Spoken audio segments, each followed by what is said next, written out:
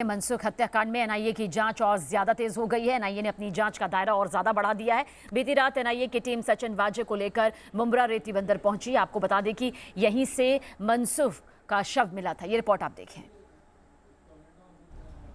मैं इस वक्त जिस जगह पर खड़ा हूं उसे मुंब्रा रेती बंदर कहा जाता है।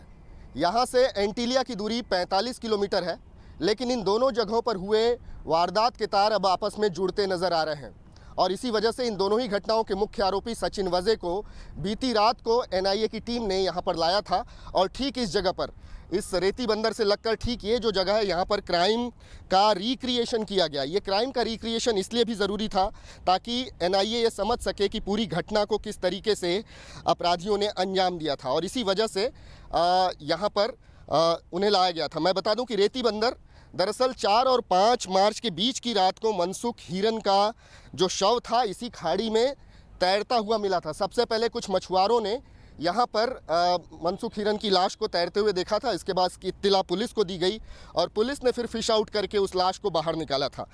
इस पूरी हत्या को आत्महत्या की शक्ल देने के लिए ही इस जगह को चुना गया था, क्योंकि यहाँ से लगकर 2 रास्ते गुजरते हैं। पहला तो ये मुंबई नासिक हाईवे है जो कि इस खाड़ी के ऊपर से होकर गुजर रहा है।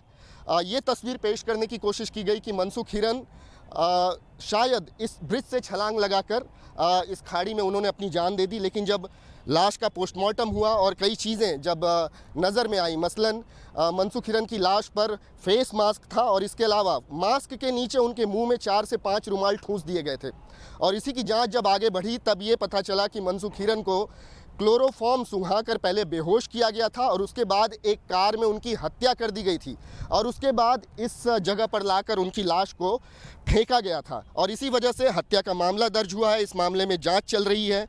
इस मामले में महाराष्ट्र एटीएस ने पहले ही एक सस्पेंडेड कांस्टेबल विनायक शिंदे और एक और शख्स राजेश गोरे को जो है गिरफ्तार कर लिया है। एनआईए अब सचिन वाजे के साथ इन 2 आरोपियों को बिठाकर कॉरोबोरेशन का काम कर रही है, मतलब आमने सामने बिठाकर पूछताछ करने वाली है ताकि इस पूरी साजिश में जितने भी झूठ बोले गए, जितने भी सच छुपाए गए, अब वो खुलकर सामने आ जाएं। लेकिन ये जगह इस समय काफ़ी महत्वपूर्ण बनी हुई है। 4 से 5 मार्च के बीच की जो रात थी वहाँ पर मनसुख हिरन का शव जो है यहीं से निकाला गया था। इस जगह को रेती बंदर इसलिए कहा जाता है क्योंकि यहाँ पर रेती खनन का काम होता है, लेकिन रात को ये जगह बहुत बियाबान हो जाती है।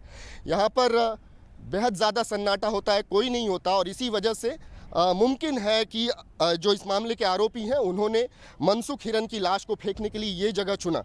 लेकिन अब धीरे धीरे इस पूरे सच से पर्दा उठ रहा है और एनआईए ये पता लगाने की कोशिश कर रही है कि एंटीलिया के नीचे विस्फोटकों से लदी जो स्कॉर्पियो पकड़ी गई थी वहाँ से जो अपराध शुरू हुआ था, उसके बाद मनसुख हिरन की हत्या तक, इन सारी चीज़ों को अंजाम क्यों दिया गया और इसके पीछे की सबसे बड़ी वजह क्या थी, ये अब धीरे धीरे एनआईए की इन्वेस्टिगेशन में साफ होता चला जाएगा। वीडियो जर्नलिस्ट कामेश के साथ विकास श्रीवास्तव, न्यूज़ नेशन, ठाणे। और इसी पर ज्यादा जानकारी के लिए हमारे संवाददाता विकास हमारे साथ मौजूद है। विकास, आपकी तरफ रुख करेंगे। एनआईए ने अपनी जांच का दायरा बढ़ा दिया है, एक के बाद एक कई बड़े खुलासे हो रहे हैं। गुत्थी जहां पर सुलझती है तो वहीं पर उलझती हुई भी नजर आती है।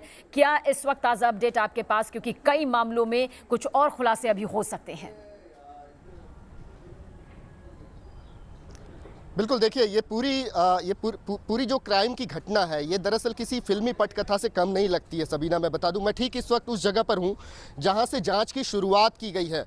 बीती रात को एनआईए की टीम यहां पर सचिन वाजे को लेकर पहुंची है और उसने सबसे पहले घटना को रिक्रिएट किया है, मतलब पूरे क्राइम सीन पर पहुँच किस तरीके से घटना को अंजाम दिया गया वो समझने की कोशिश की है। एनआईए की थियरी ये है कि चूँकि मनसुख हिरन पूरी साजिश के बारे में जानते थे, उन्हें पता था कि उनकी स्कॉर्पियो का इस्तेमाल करने वाले लोग कौन थे जिन्होंने एंटीलिया के नीचे उनकी स्कॉर्पियो में विस्फोटक भर के रख दिया और जिसके बाद वो किस किस्म के चीज़ों को हासिल करना चाहते थे, सब मनसुख हिरन जानते थे और इसी वजह से मुमकिन है कि मनसुख हिरन को रास्ते से हटाने के लिए उनकी हत्या कर दी गई हो। इस मामले में पहले ही महाराष्ट्र एटीएस 2 लोगों को गिरफ्तार कर चुकी है। सचिन वाजे की गिरफ्तारी अब हुई है, तो अब ये तीनों ही लोगों को आमने सामने बिठा के कॉरोबोरेशन किया जा रहा है, कॉरोबोरेट किया जा रहा है, पूछताछ की जा रही है ताकि सच सामने आ सके कि एंटीलिया के नीचे क्यों रखी गई थी विस्फोटकों से लदी स्कॉर्पियो और क्यों मनसुख हिरन की हत्या कर दी गई थी। जी सभी, चलिए आप नजर बनाए रखिएगा, आगे भी आपसे अपडेट लेते रहेंगे।